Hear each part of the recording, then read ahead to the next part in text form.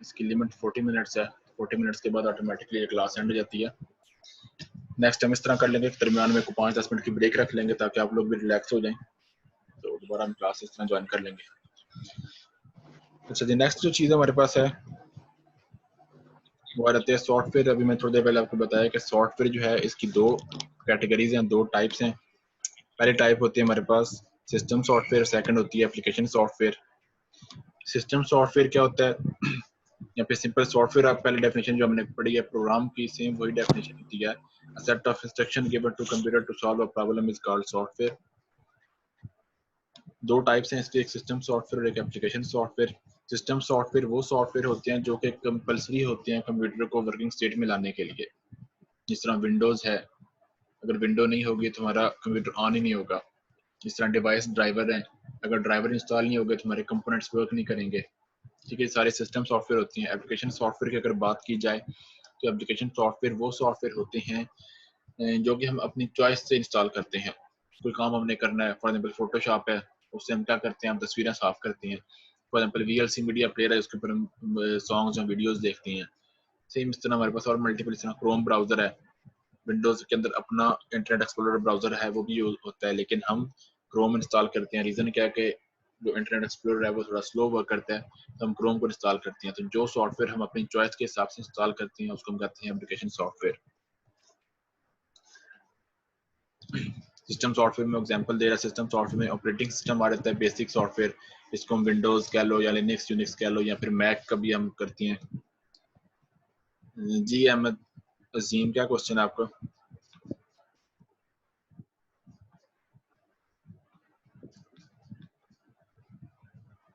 Operating system basic software है, application system software. इसमें क्या होता है कि हम जिस तरह विंडोज है, जिस तरह लिनक्स है, यूनिक्स है, ये सारे के सारे ऐसे सिस्टम है जो कि हम कंप्यूटर के ऊपर पहले इंस्टॉल करेंगे तो कंप्यूटर ऑन होगा। शायद विंडोज के अलावा आप लोगों ने कुछ सुना ना हो, लेकिन लिनक्स भी विंडोज की तरह का एक ऑपरेटिंग सिस्टम ही होता है। यूनिक्स भी विंडोज की तरह का एक ऑपरेटिंग सिस्टम ही होता है।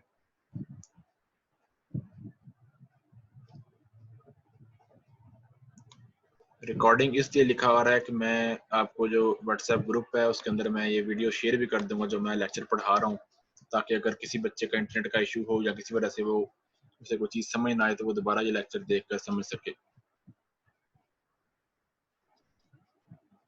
सॉरी, सेकंड चीज़ है यूटिलिटी प्रोग्राम। ये भी सिस्टम सॉफ्टवेयर की एग्जांपल है। यूटिलिटी प्रोग्राम्स जिस तरह कह लो कि वायरस स्कैनिंग का ऑप्शन होता है, विंडोज के अंदर अपना होता है। जिस तरह विंडो 10 के अंदर ऑप्शन होता है, ये विंडोज सिक्योरिटी के नाम से होता है, जैसे हम वायरस स्कैन कर सकते हैं। ठीक है, ये वायरस एंड थ्रेड प्रोटेक्शन का ऑप्शन है, इसके अंदर हम वायरस स्कैन कर सकते हैं। ये भी क्या सिस्टम सॉफ्टवेयर है। विंडोज के अंदर बिल्ट इन होता है, डाटा बैकअप और रिकवरी का ऑप्शन होता है। ये बैकअप और रिकवरी भी हम कर सकते हैं यहाँ पे स्टार्ट मेन्यू के अंदर सर्च करके। थर्ड जो हमारे पास सिस्टम सॉफ्टवेयर आते हैं वो आ जाते हैं जी सॉफ्टवेयर डेवलपमेंट टूल्स, जिसके थ्रू हम कोई सॉफ्टवेयर बना रहे होते हैं। जो विंडोज है उसके अंदर बिल्ट इन जो होता है वो होता है कमांड प्रॉम्प्ट। मोस्टली जो हम कोडिंग करती हैं उसका रिजल्ट होता है वो इस तरह ब्लैक स्क्रीन के ऊपर शो होता है, तो हम कमांड प्रॉम्प्ट के थ्रू रन करते हैं। इस तरह जावा के प्रोग्राम है तो हम कमांड प्रॉम्प्ट के थ्रू रन कर लेते हैं। लेकिन कुछ हमें कंपाइलर या फिर इंटरप्रेटर इंस्टॉल करने पड़ते हैं अपने सिस्टम के अंदर, जिस तरह अभी मैं आपको थोड़ी देर बाद इंस्टॉल करवाऊंगा भी, वो कंपाइलर जो हमने इस दफा यूज करना है। ये सारे के सारे सिस्टम सॉफ्टवेयर के एग्जांपल्स हैं। नेक्स्ट आते हैं एप्लीकेशन सॉफ्टवेयर। एप्लीकेशन सॉफ्टवेयर कौन से होते हैं? जो मैंने बताया आपको कि अपनी चॉइस के हिसाब से, अपनी मर्जी के हिसाब से जो हम सॉफ्टवेयर इंस्टॉल करते हैं उनको हम कहते हैं एप्लीकेशन सॉफ्टवेयर। जिस तरह कह लो कि ब्राउजर्स वगैरह हैं या फिर कोई हम वर्ड या एक्सेल इंस्टॉल करते हैं, ये सारे फोटोशॉप है या फिर कोई उसके कोरल ड्रा है या फिर और इस तरह के मल्टीपल सॉफ्टवेयर हैं जो हम यूज करते हैं। नेक्स्ट आती है प्रोग्रामिंग लैंग्वेज, जो मेन चीज़ है। जो सॉफ्टवेयर हम पढ़ते आ रहे हैं, ये आपको लग रहा होगा कि शायद ये इररिलेवेंट चीज़ सर पढ़ा रहे हैं, लेकिन एक्चुअली ये रेलेवेंट चीज़ है कि सॉफ्टवेयर जो है वो बनते किस चीज़ से हैं, वो प्रोग्रामिंग लैंग्वेज से बनते हैं। इसलिए मैं ऊपर चीज़ें मेमोराइज आपको करवा रहा था कि आप लोगों को पुरानी चीज़ें याद आ जाएं कि हमने सॉफ्टवेयर के बारे में ये चीज़ें पढ़ी हुई हैं, अब हमने उनमें से कुछ चीज़ों को डेवलप करना है। प्रोग्रामिंग लैंग्वेज की अगर बात की जाए तो हमने पढ़ा था कि हमारे पास 2 तरह की प्रोग्रामिंग लैंग्वेज होती है। एक होती है लो लेवल लैंग्वेज और एक होती है high level language. Low level language computer के बिल्कुल करीब होती है, 0-1 की फॉर्म में होती है, बाइनरी फॉर्म में। जबकि हाई लेवल लैंग्वेज होती है वो इंसानों के करीब होती है, इंसानों को समझ आती है। इस तरह सी है, C++ है, और कह लो कि जावा है, जावा, उसके बाद जावास्क्रिप्ट है, HTML है, CSS है, PHP है, मल्टीपल लैंग्वेज है हाई लेवल लैंग्वेजेस। आपके सामने कुछ एक छोटा सा चार्ट बना हुआ भी है, इसके अंदर मल्टीपल लैंग्वेजेस हैं। जो कि हाई लेवल लैंग्वेजेस हैं, from basic language to up to Ruby language. Ruby भी आजकल एक बहुत कॉमन लैंग्वेज चल रही है। पाइथन बहुत कॉमन है, बहुत फेमस है पाइथन। पाइथन के ऊपर वर्किंग बहुत हो रही है, ठीक है। जावा है, सी शार्प है, ये जो सी हैश है इसको हम सी शार्प भी कहते हैं, सी हैश भी पढ़ते हैं। ये सारी लैंग्वेज है, इनके थोड़ी सी डिटेल आगे लिखी हुई, आप चाहें तो पढ़ लीजिएगा इनके बारे में, ताकि आपको थोड़ा सा आइडिया हो जाए कि हाई लेवल लैंग्वेज कौन कौन सी हैं और ये किस किस तरह की हैं। सी प्लस प्लस जो लैंग्वेज हमने पढ़नी है इस सेमेस्टर के अंदर, उसके कुछ बेसिक फीचर्स हैं यहाँ पे। पहले नंबर पे है कि C plus plus has many low level feature. मैंने आपको बताया कि जो सी प्लस प्लस है, ये जो हमारे पास बेसिक प्रोग्रामिंग लैंग्वेज है, उसके बहुत सारे फीचर को सपोर्ट कर रही होती है, ठीक है। आगे हम वर्किंग करेंगे वन बाय वन तो आपको चीजें और ज्यादा क्लियर हो जाएंगी। नेक्स्ट लिखा होगा सी प्लस जो है वो बेस कर रहेगा सी लैंग्वेज के ऊपर। सी की एक एडवांस फॉर्म है, जिस तरह सी लैंग्वेज बेस कर रही थी बी लैंग्वेज के ऊपर, सेम उस तरह सी प्लस प्लस जो है वो सी के ऊपर बेस कर रही है। मोस्टली जो वर्किंग सी के अंदर हम कर सकते थे वो सारी वर्किंग हम सी प्लस में कर सकेंगे, लेकिन सी प्लस के कुछ एक्स्ट्रा फीचर्स भी हैं जिनके ऊपर हमने स्टडी करना है, जो मैंने आपको शुरू में 4 फीचर्स गिनवाए भी हैं। नेक्स्ट बता रहा है कि जो पॉपुलर लाइब्रेरीज हैं सी लैंग्वेज के अंदर मौजूद थी, उनको कंबाइन करके एक कॉमन लाइब्रेरीज बना दी गई हैं जो कि सी प्लस प्लस के अंदर अवेलेबल है। लाइब्रेरी जो ऊपर हम हेडर फाइल लगाते थे उनकी बात की जा रही है, ठीक है। हमने वो सारी की सारी कोडिंग दोबारा हमें नहीं करनी पड़ती। सी लैंग्वेज अगर हमें आती है तो हमें सी प्लस प्लस सीखना बहुत आसान हो जाता है। रीजन क्या है कि जो सी प्लस प्लस है वो बेस करेगा सी लैंग्वेज के ऊपर। नेक्स्ट हमारे पास ये चीजें आ रही हैं, ये चीजें भी हमने स्टडी की हैं सेमेस्टर 1 के अंदर। सोर्स कोड क्या होता है, उसके बाद ऑब्जेक्ट कोड क्या होता है, और एग्जीक्यूटेबल फाइल कौन सी होती है। सोर्स कोड कौन सा होता है कि जो हम कोड लिखते हैं हाई लेवल लैंग्वेज के अंदर, उसको हम कहते हैं source code. High level language जिस तरह हमने सी लैंग्वेज यूज किया है, सी प्लस प्लस भी हम यूज करेंगे, इस तरह और भी हमारे पास मल्टीपल लैंग्वेज हैं। लेकिन वो कोड कंप्यूटर को समझ नहीं आता। कंप्यूटर को सिर्फ एक ही जुबान समझ आती है, वो है बाइनरी लैंग्वेज, 0-1 की फॉर्म। वो प्रोसेस जिसमें हम कन्वर्ट करते हैं सोर्स कोड को उस लैंग्वेज में जो कि कंप्यूटर को समझ आती है, तो जो हमारे पास नई फाइल बनती है उसको हम कहते हैं ऑब्जेक्ट कोड।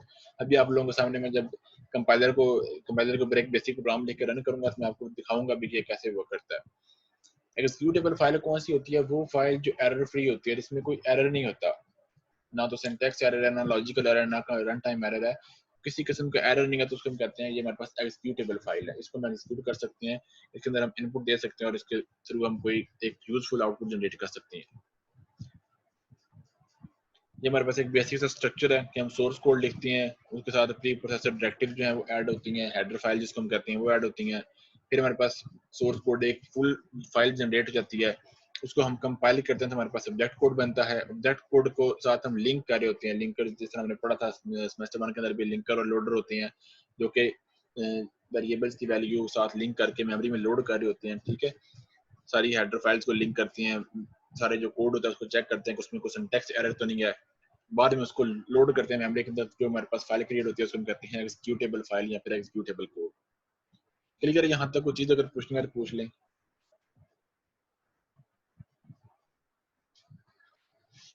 कोई क्वेश्चन है किसी बच्चे का, जहाँ तक तो पूछ लें।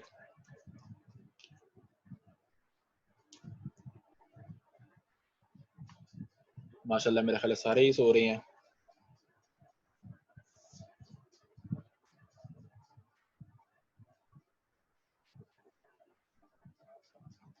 कोई तो जाग रहा होगा, कोई तो आंसर कर दे कि समझ आ गई है, या कोई क्वेश्चन है, कोई चीज पूछनी है तो पूछ लें।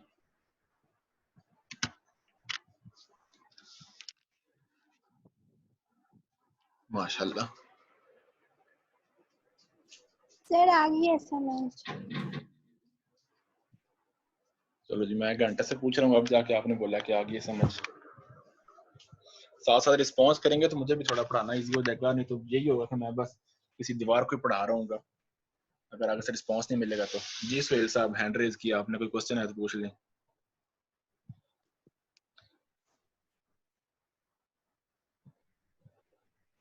जी सुहेल साहब बोलें।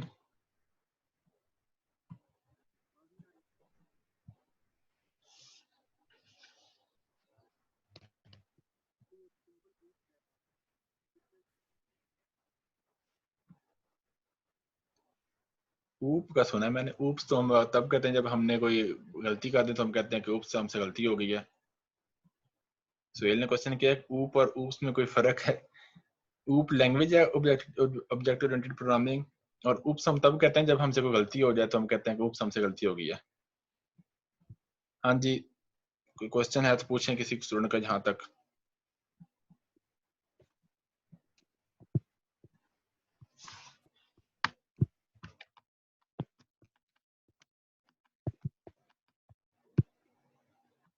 मेरा ख्याल है नहीं है किसी का कोई क्वेश्चन।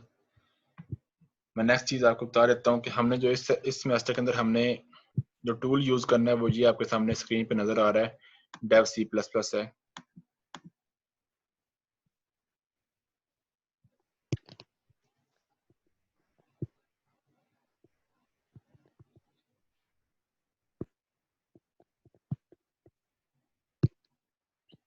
पता नहीं सुहेल आपके क्वेश्चन की मुझे समझ नहीं आ रही, या तो आप माइक ऑन करके पूछ लें मुझसे, या फिर आप क्लास के बाद मुझसे मैसेज करके पूछ लीजिएगा, मैं आपको क्लियर कर दूंगा। जो हमने सेटअप यूज करना है, जो सॉफ्टवेयर जिस तरह हमने सेमेस्टर 1 के अंदर टर्बो को यूज किया था, सेम इस तरह इस सेमेस्टर के अंदर हमने डेव सी प्लस प्लस को यूज करना है। डेव सी प्लस प्लस आपने सिंपली क्या करना है, यहाँ पे गूगल क्रोम ओपन करके यहाँ पे आपने लिखना है dev C plus plus download. आपके सामने मल्टीपल साइट्स के लिंक आ जाएंगे, किसी पे भी आप क्लिक करके डाउनलोड कर सकते हैं। मैं जो फर्स्ट फाइल है यहीं पे क्लिक करके इसको डाउनलोड कर लेता हूँ। ये सामने डाउनलोड का आइकन है, यहाँ पे क्लिक करेंगे डाउनलोड हो जाएगा।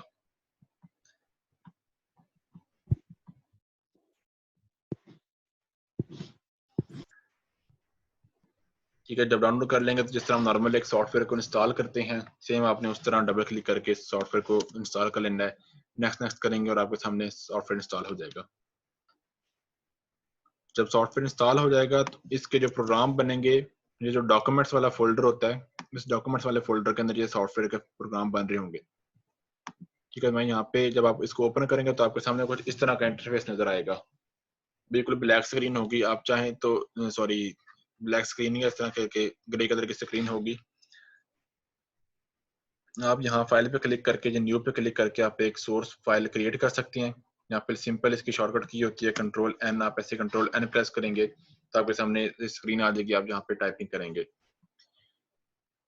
यहाँ पे टॉप पे जो आपको आइकन नजर आ रहे हैं, फाइल है, एडिट का ऑप्शन है, सर्च का ऑप्शन है, इधर ऑप्शन होता है एक टूल का, आप टूल्स पे क्लिक करेंगे, नीचे ऑप्शन है एडिटर ऑप्शन का, थर्ड ऑप्शन होता है। आप इस पे अगर क्लिक करें तो यहाँ पे आपके सामने एक न्यू कह लो कि विंडो ओपन हो जाती है।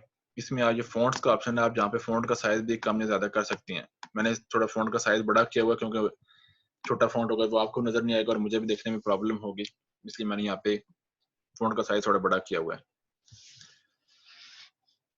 हमने पढ़ा था जब हमने सेमेस्टर 1 में देखा था कि हमने हेडर फाइल यूज की है, conio.h और studio.h हमने यूज की थी, लेकिन यहाँ पे जो हमारे पास हेडर फाइल मौजूद है उसका नाम है iostream।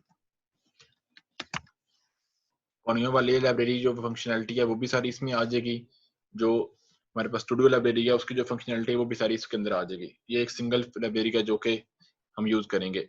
बाद में और भी मल्टीपल लाइब्रेरीज हैं, लेकिन उन दोनों की जगह पे हम ये सिंगल लाइब्रेरी यूज करेंगे। iostream सिर्फ लिखेंगे, iostream.h नहीं लिखेंगे। iostream का मतलब क्या होता है? iostream का मतलब होता है इनपुट आउटपुट स्ट्रीम।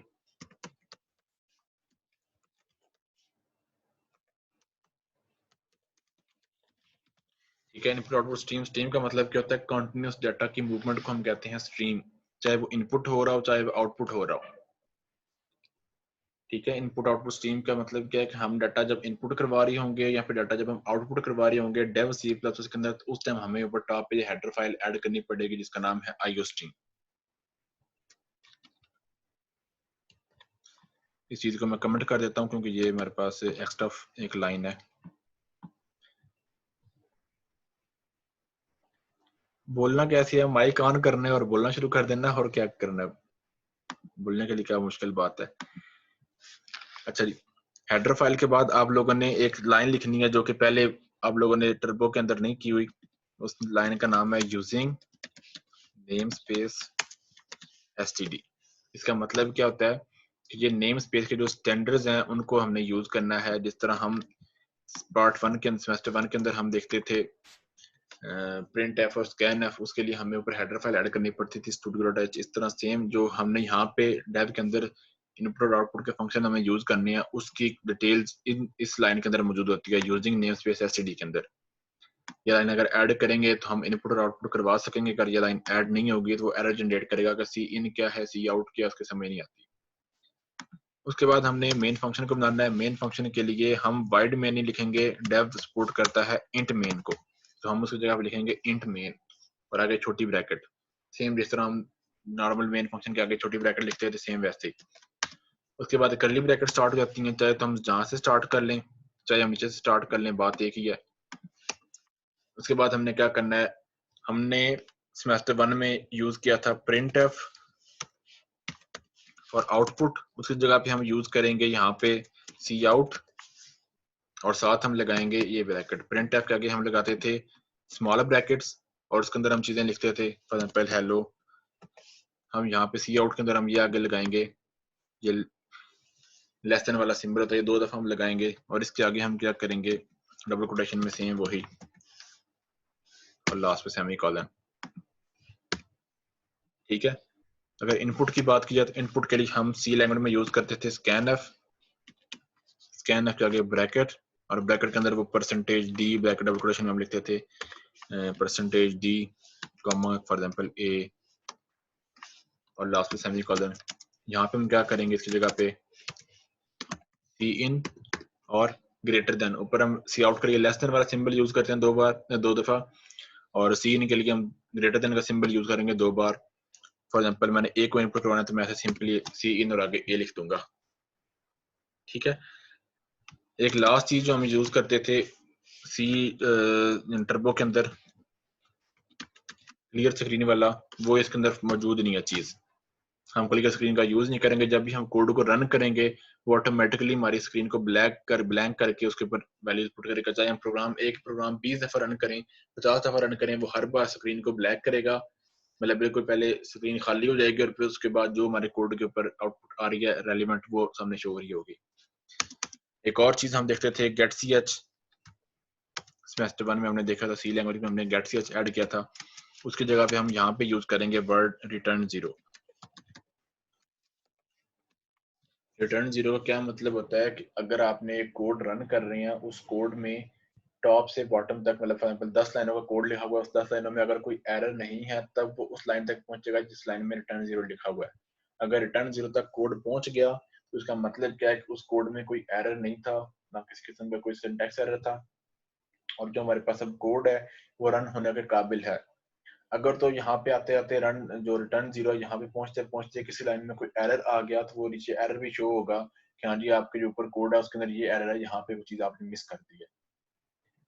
ठीक है, मैं अब ये एक्स्ट्रा चीजें साथ से रिमूव कर रहा हूँ और एक सिंपल सा कोड लिखते हैं हम।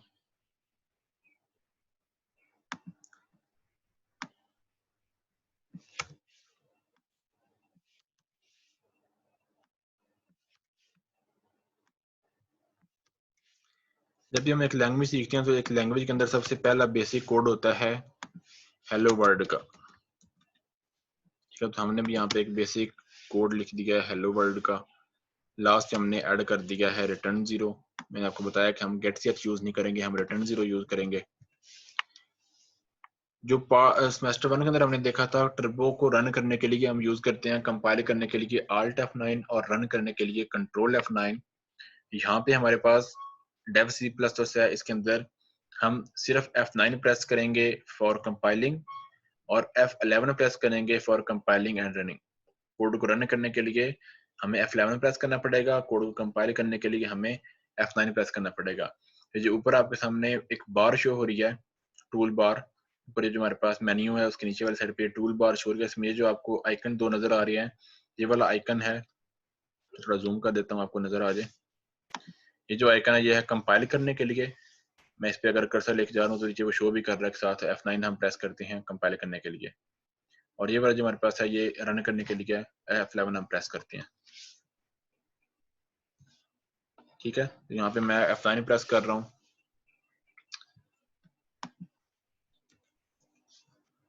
F9 प्रेस किया तो उसने बोला कि आपने जो प्रोग्राम है वो सेव नहीं किया, पहले आप प्रोग्राम को सेव करें। यहाँ पे अगर आप टॉप पे देखें इस जगह पे जहाँ पे नाम लिखा हुआ है इसका अनटाइटल्ड 1 नाम है और साथ ही स्टैटिक है, स्टैटिक जहाँ पे भी होगा इसका मतलब क्या है कि आपने अभी तक प्रोग्राम सेव नहीं किया। जब आप सेव कर लेंगे स्टैटिक हट जाएगा और जो प्रोग्राम का नाम है वो सेव हो जाएगा। मैंने आपको बोला कि जो डिफॉल्ट लोकेशन होती है वो हमारे पास डॉक्यूमेंट्स है। देखें डॉक्यूमेंट्स का फोल्डर है, उसके अंदर डिफॉल्ट लोकेशन सेट हुई है। हम चाहें तो हम इसकी सेटिंग चेंज भी कर सकते हैं। मैं फॉर एग्जांपल इसकी सेटिंग करता हूँ जी सुपीरियर कॉलेज, उसके बाद जो आप लोग की क्लास का है मैं उसके अंदर लेके जाना चाह रहा हूँ। ये BSIT की क्लास आ गई और इसके अंदर ये सेकंड सेमेस्टर आ गया। इसमें मैं एक नया फोल्डर बना लेता हूँ प्रोग्राम्स के नाम से। सारे प्रोग्राम्स मैं यहीं पे सेव करूंगा। इसका नाम मैं रख देता हूँ फॉर एग्जांपल फर्स्ट, मैंने नाम रख दिया। साथ जो इसकी एक्सटेंशन होती है, जिस तरह हमने पार्ट 1 में सेमेस्टर 1 में देखा था कि हम नाम लिखते थे और नाम के आगे हम लिखते थे .c। सेम इस तरह जब हमने डेव के अंदर कोड को सेव करना तो हम लिखेंगे साथ .cpp। ये अगर हम नाम भी लिखें, सिर्फ नाम लिख दें तब भी काफी है। टर्बो के अंदर हमें साथ जो एक्सटेंशन है .c है वो भी लाजमी लिखनी पड़ती थी, लेकिन यहाँ पे क्या है वो कंपल्सरी नहीं है। आप चाहें तो .c तक लिख दें, अगर नहीं भी लिखें तो ये बाय डिफॉल्ट नीचे उसकी जो एक्सटेंशन है वो मेंशन हुई है, वो बाय डिफॉल्ट उसके साथ आ जाएगी।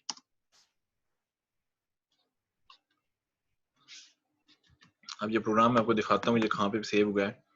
ये मेरे पास सेकंड सेमेस्टर का फोल्डर है, इसके अंदर ये प्रोग्राम नाम का फोल्डर है, यहाँ पे ये मेरे पास सेव हुआ है। अब ये जो फाइल है ये वाली वो फाइल है जो मैंने अभी फर्स्ट नाम से सेव किया है, सोर्स कोड की जो फाइल है। आपके सामने सोर्स कोड लिखा हुआ है हाई लेवल लैंग्वेज के अंदर। जो साथ इसकी छोटी सी एक और फाइल क्रिएट हुई है, ये वाली फाइल जिसके साथ first.exe लिखा हुआ है, ये ऑब्जेक्ट फाइल है, ऑब्जेक्ट कोड की फाइल है। ये अगर मैं यहाँ से डिलीट करूँ, मैं कोड को अगर दोबारा कंपाइल करूंगा, F9 प्रेस करूंगा, ये वाली जो फाइल है ये दोबारा क्रिएट हो जाएगी यहाँ पे। ठीक है, तो ये वाली सोर्स कोड की फाइल है, ये वाली ऑब्जेक्ट कोड की फाइल है। जो इसमें कोड लिखा है वो हमें समझ नहीं आएगा, ये एग्जीक्यूटेबल फाइल है।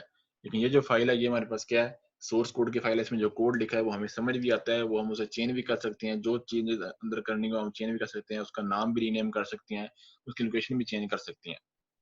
नेक्स्ट हमने इस कोड को रन करना है, उसके लिए हम क्या करना पड़ेगा, F11 प्रेस करेंगे।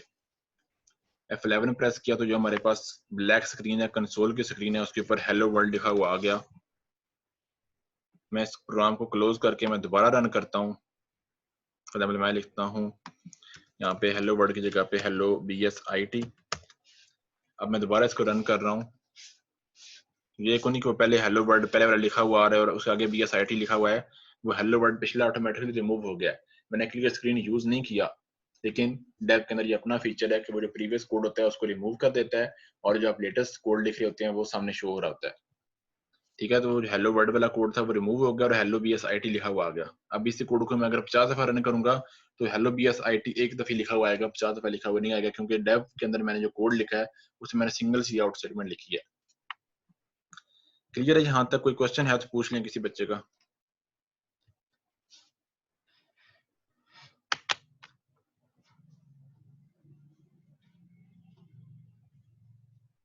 क्वेश्चन है किसी स्टूडेंट का, कोई पूछ लें।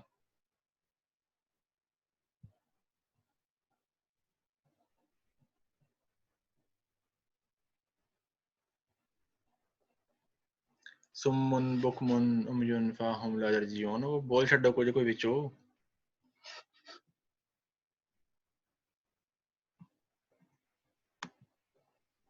नीचे माइक का ऑप्शन होता है, माइक के ऊपर टैप करें तो माइक अनम्यूट हो जाएगा, आप बोलेंगे मुझे आवाज आएगी, बल्कि पूरी क्लास को आवाज आएगी जो आप बोल रहे होंगे।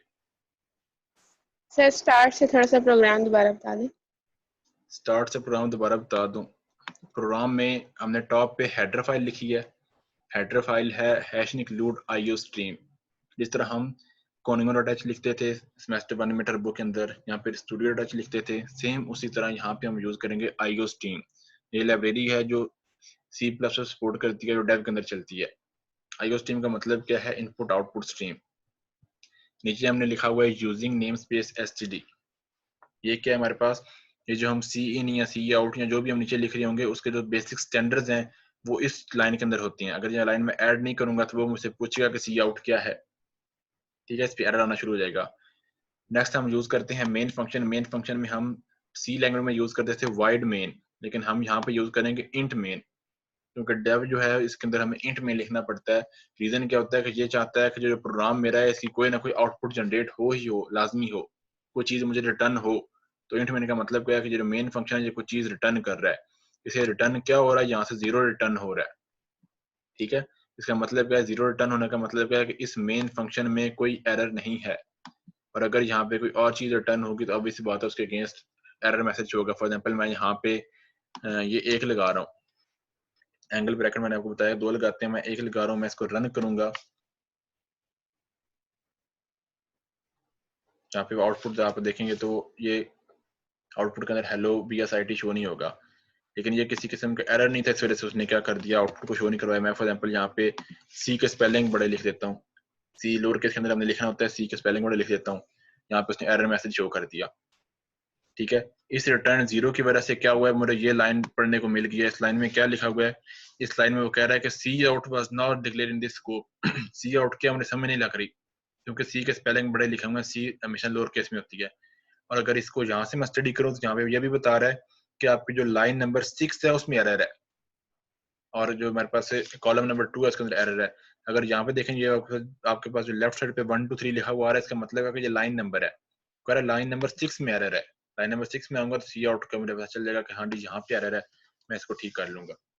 ये जो मुझे ये चीज नीचे शो कर रहा है, ये रिटर्न 0 की वजह से शो कर रहा है। अब अगर मैं दोबारा इसको रन करूंगा तो वापस बात हेलो BSIT लिखा हुआ आ जाएगा। हाँ जी, क्लियर है? कोई क्वेश्चन है तो पूछ लें। सर जी इसमें केस सेंसिटिविटी भी है? जी, केस सेंसिटिविटी है इसमें, हमें जो भी कि रिजर्व वर्ड लिखने पड़ेंगे वो सारे के सारे लोअर केस में होंगे, और जो हम word for example int A upper case में और इंट ए लोअर केस में लिख रहे हैं तो वो दोनों की अलग अलग पोजीशन होगी, अलग अलग कह लो कि मेमोरी में स्पेस उनको मिलेगी। जी, और कोई और सर जी क्वेश्चन है? इसमें कोई कोडिंग की दूसरी जो है लिमिट्स वगैरह? लिमिट्स मतलब किस तरह की? सेम वही चीजें हैं इसके अंदर भी, लेकिन इसमें क्या है कि थोड़ी रिफाइनमेंट है कोड के अंदर। यहाँ पे सेम वही हैश हमें एंड पे सेमीकोलन लगाना है, सी इन सी आउट यूज करना है, और उसके अलावा बाकी हम जो ऊपर जो मेन चेंज आएगा वो ये था कि क्लासेस का चेंज आ जाएगा, हम क्लासेस बना सकेंगे, जबकि सी में हम क्लासेस बनाने वाला कॉन्सेप्ट वो मुमकिन नहीं है। वो जो क्लास में ऑब्जेक्ट्स वगैरह होते हैं? जी, क्लासेस बनेंगी, क्लासेस में ऑब्जेक्ट्स होंगे, उसमें इनहेरिटेंस हम करेंगे, वो सारी चीजें हम आगे 1 बाय 1 करके करेंगे। हाँ जी, और किसी का क्वेश्चन है तो पूछ लें। सर जी ये जो है ऊप और ऊप्स, वो तो है ना ऑब्जेक्ट ओरिएंटेड सिस्टम या स्ट्रक्चर। जी ये सर जी मैंने पढ़ा था, तो वो पूछ रहा था कि ऊप और ऊप्स में क्या डिफरेंस है? नहीं, ऊप जो है वो ऑब्जेक्ट ओरिएंटेड प्रोग्रामिंग है। ऑब्जेक्ट ओरिएंटेड प्रोग्रामिंग के अंदर हम स्ट्रक्चर्स भी बनाएंगे। स्ट्रक्चर जो है वो आपके पास थर्ड सेमेस्टर में जो डाटा स्ट्रक्चर जब आप पढ़ेंगे तब बनाते हैं। ये ऊप्स जो है ये किसी ने अपनी एप्लीकेशन शायद यूज की हो, मैं तो फर्स्ट टाइम सुन रहा हूँ कि ऊप्स नाम की कोई प्रोग्रामिंग के अंदर चीज है। ऊप है object oriented programming, sir OOPs जी के बारे में मैं स्ट्रक्चर या सिस्टम वगैरह? जी ठीक है, मैं आपको ये स्टडी करके बता दूंगा इसके बारे में क्या चीज है, डिटेल में आपको बता दूंगा। ठीक है जी, दुआ में याद रखिएगा। आज इतनी रखते हैं, कल आप लोग ये जो मैं चीजें सेंड कर दूंगा देखिएगा एक दफा, और नेक्स्ट टाइम थोड़ा सा ना एक्टिव भी रहिएगा। क्लास में जब पढ़ा रहा हूँ पूछ रहा हूँ कि कोई क्वेश्चन है तो साथ एटलीस्ट 1 2 बच्चे रिस्पॉन्स करें। ठीक है जी, अल्लाह हाफिज।